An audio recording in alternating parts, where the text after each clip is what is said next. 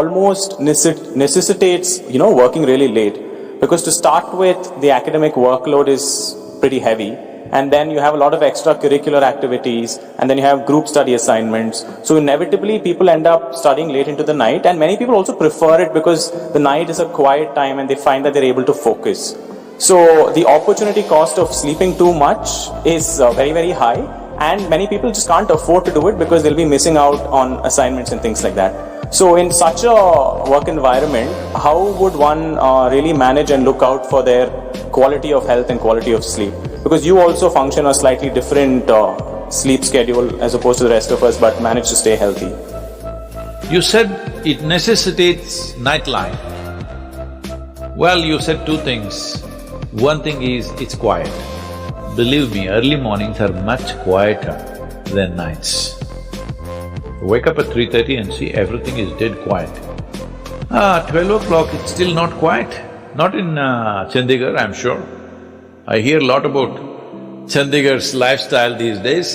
Definitely at even 12, 1 o'clock, still activity is going on. Automobiles are going on. Wake up at 3:30, 4 o'clock in the morning and see everything is quiet. There are three kinds of people who want to stay awake in the night: yogis, rogis and bogis. Well, we'll start with a bogi. One who is looking for, you said, extracurricular activity. We don't know what that is, I don't want to inquire into that, okay? Bogies are those who are pleasure seekers. For them, night is a conducive time. So they always… in the world, this kind of activity is called nightlife.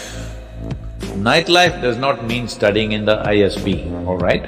Nightlife means being on the street and doing something else, whatever that is.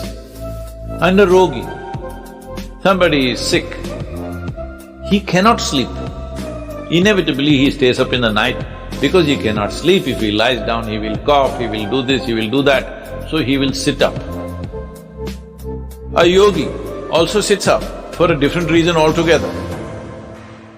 So these are the three kinds of people: yogis, rogis and bogis.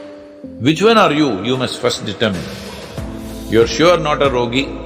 Between a bogi and a yogi, you must decide. Well, yogi need not necessarily mean you're sitting and meditating, you're studying. This is also yoga. Study means what? Something that is not a part of you, you're trying to make it a part of yourself. This is what yoga means. Yoga means union. You got yoked with something. It could be knowledge, it could be an experience, it could be cosmos, it doesn't matter what. But in some way, you're doing some yoga. So you think night is better. This is just a question of lifestyles. This is because in the last 50 years, we as a nation and culture are taking cues from Western societies and paying a big price for that. You will always see people who wake up early in the morning are of a different quality. People who sleep late and wake up late, they are of a different quality. Have you noticed this? So, waking up early in the morning, you will see, you will have a better sense of usage of time than sleeping